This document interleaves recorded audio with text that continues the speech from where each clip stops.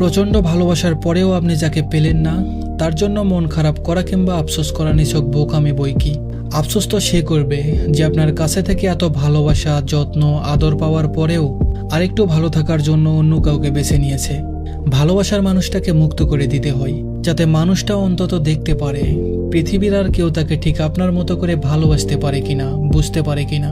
আর যখন সেই মানুষটা পুরো পৃথিবী ঘুরেও আপনার মতো কাউকে পাবে না, ঠিক তখন চরম আফসোস করবে, নিজেকে সান্ত্বনা দেওয়ার ভাষা হারিয়ে ফেলবে।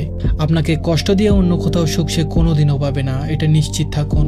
হয়তোবা আপনার সামনে নিজেকে সুখী উপস্থাপন করার জন্য নানা কৌশল অবলম্বন করবে ঠিকই, কিন্তু ভেতরে ভেতরে সে প্রচণ্ড আফসোস করবে আপনার জন্য। পৃথিবীতে আজকাল প্রকৃত ভালোবাসা যে বড্ড দুর্লভ। যে মানুষ সামান্য একটু সুখের লোভ করে ভালোবাসাকে অবজ্ঞা করে, সে মানুষ আর কোনোদিনও ভালোবাসা পায় না। কেননা ভালোবাসার মাঝে যে প্রকৃত সুখ, তা অনেক মানুষেরই অজানা। যাকে মন প্রাণ দিয়ে ভালোবাসতেন, যত্ন নিতেন, আগলে রাখতেন, তাকে না পাওয়াটাই বেশ ভালো।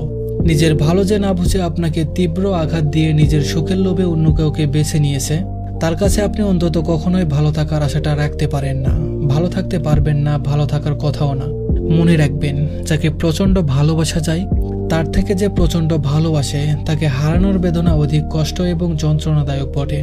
আজ ভালোবাসার মানুষটাকে না পেয়ে আপনি যে আঘাত পাচ্ছেন, নিজেকে তিলে তিলে শেষ করে দিচ্ছেন, সেই মানুষটাও একটা সময় ঠিক আপনার থেকেও দ্বিগুণ কষ্ট পাবে। কেবল আপনার থেকে পাওয়া প্রচণ্ড ভালোবাসা, যত্ন এবং আদরের কথা মনে করে বিশ্বাস করুন, অবশ্যই পাবে। ভালোবাসার সময় কখনোই কারো কাছে তার দেনা পাওনা বাকি রাখে না। সময় মতো সুদে আসলে সব শোধ করে দেয়। তারপর আপনি একটা সময় ঠিকই তার স্বার্থপরতার কথা ভেবে নিজেকে বদলে নেবেন, কষ্টকে জয় করে নিজে ভালো থাকা শিখে নেবেন।